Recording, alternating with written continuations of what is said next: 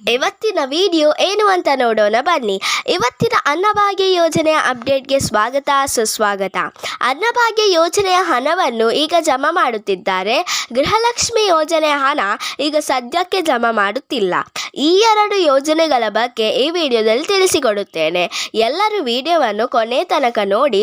ಅದಕ್ಕಿಂತ ಮುಂಚೆ ನಮ್ಮ ಚಾನಲ್ಗೆ ಯಾರೆಲ್ಲ ಸಬ್ಸ್ಕ್ರೈಬ್ ಮಾಡದೇ ನೋಡುತ್ತಿದ್ದಾರೋ ಪ್ಲೀಸ್ ನಮ್ಮ ಚಾನಲ್ಗೆ ಸಬ್ಸ್ಕ್ರೈಬ್ ಮಾಡುವುದನ್ನು ಮರೆಯಬೇಡಿ. ಇದಕ್ಕಿಂತ ಮುಂಚೆ ಯಾರೆಲ್ಲ ಸಬ್ಸ್ಕ್ರೈಬ್ ಮಾಡಿದ್ದೀರೋ ಅವರಿಗೆ ನನ್ನ ತುಂಬು ಹೃದಯದ ಧನ್ಯವಾದಗಳು. ಅನ್ನಭಾಗ್ಯ ಯೋಜನೆಯ ಪೆಂಡಿಂಗ್ ಹಣವನ್ನು ಈಗ ಜಮಾ ಮಾಡುತ್ತಿದ್ದಾರೆ.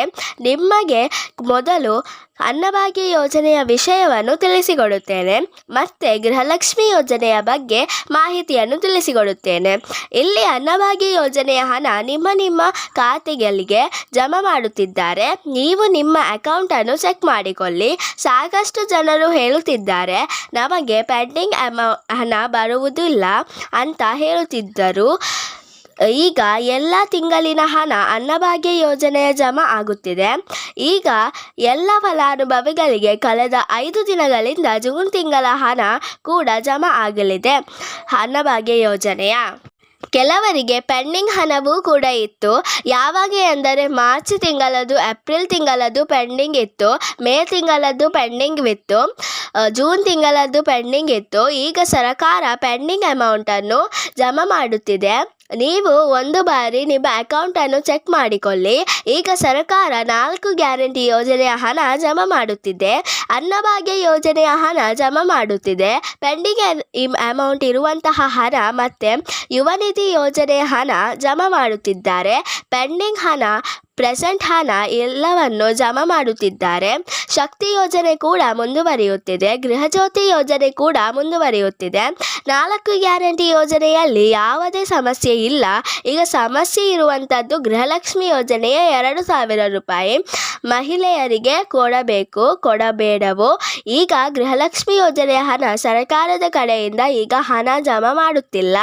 ಜಮಾ ಮಾಡುತ್ತೇವೆ ಅಂತ ಹೇಳುತ್ತಾನೆ ಇದ್ದಾರೆ, ಆದರೆ ಈಗ ಜಮಾ ಮಾಡುವುದಿಲ್ಲ. ನಮ್ಮ ಮಹಿಳಾ ಮತ್ತು ಮಕ್ಕಳ ಕಲ್ಯಾಣ ಇಲಾಖೆ ಸಚಿವೆಯಾದಂತಹ ಲಕ್ಷ್ಮಿ ಹೆಬ್ಬಾಳ್ಕರ್ ಮೇಡಮ್ ಅವರು ಈಗ ಹೇಳಿರುವಂಥದ್ದು ಏನು 25ನೇ ತಾರೀಕಿನ ಒಳಗಡೆ ನಾವು ಹಣ ಜಮಾ ಮಾಡುತ್ತೇವೆ ಅಂತ ಹೇಳಿದ್ದಾರೆ. ಜೂನ್ ತಿಂಗಳಲ್ಲಿಯೂ ಕೂಡ ಇದೇ ಮಾತನ್ನು ಹೇಳಿದ್ರು. ಜೂನ್ 30ನೇ ತಾರೀಕಿನ ಒಳಗಡೆ ಹಣ ಜಮಾ ಮಾಡುತ್ತೇವೆ ಎಂದು ಹೇಳಿದ್ರು. ಈಗ ಜುಲೈ 25ನೇ ತಾರೀಕಿನ ಒಳಗಡೆ ಜಮಾ ಮಾಡುತ್ತೇವೆ ಅಂತ ಹೇಳುತ್ತಿದ್ದಾರೆ. ಗೃಹಲಕ್ಷ್ಮಿ ಯೋಜನೆಯ ಫಲಾನುಭವಿಗಳು ವೆಯ್ಟ್ ಮಾಡಿ, ಎಲ್ಲರ ಖಾತೆಗೆ ಹಣ ಬಂದೇ ಬರುತ್ತೆ.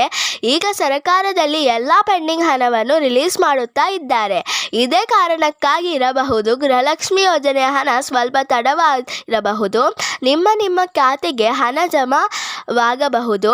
ಯಾವ ಮಹಿಳೆಯರು ಕೂಡ ಗೊಂದಲಕ್ಕೊಳಗಾಗಬೇಡಿ ಅಂತ ನಮ್ಮ ಮಹಿಳಾ ಮತ್ತು ಮಕ್ಕಳ ಕಲ್ಯಾಣ ಇಲಾಖೆಯ ಸಚಿವೆಯಾದಂತಹ ಲಕ್ಷ್ಮಿ ಹೆಬ್ಬಾಳ್ಕರ್ ಮೇಡಮ್ ಅವರು ತಿಳಿಸಿದ್ದಾರೆ.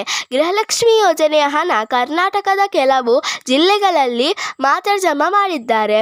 ಇನ್ನು ಉಳಿದ ಜಿಲ್ಲೆಗಳಿಗೆ ಜುಲೈ ಲಾಸ್ಟ್ಗೆ ಜಮಾ ಮಾಡಲಾಗಿದೆ. ಇದು ಸದ್ಯಕ್ಕೆ ಗೃಹಲಕ್ಷ್ಮಿ ಯೋಜನೆಯ ಅಪ್ಡೇಟ್ ಆಗಿರುತ್ತದೆ. ಕಾಂಗ್ರೆಸ್ ಸರ್ಕಾರ 5 ಗ್ಯಾರಂಟಿಗಳಿಗೆ 4 ಗ್ಯಾರಂಟಿ ಯೋಜನೆಯನ್ನು ಈಗ ಸರಿಯಾದ ರೀತಿಯಲ್ಲಿ ಹಣ ಜಮಾ ಮಾಡುತ್ತಾನೆ ಇದೆ. ಈ ಒಂದು ಯೋಜನೆಯ ಮಾತ್ರ ಈ ರೀತಿಯಾಗಿ ಆಗುತ್ತಿದೆ.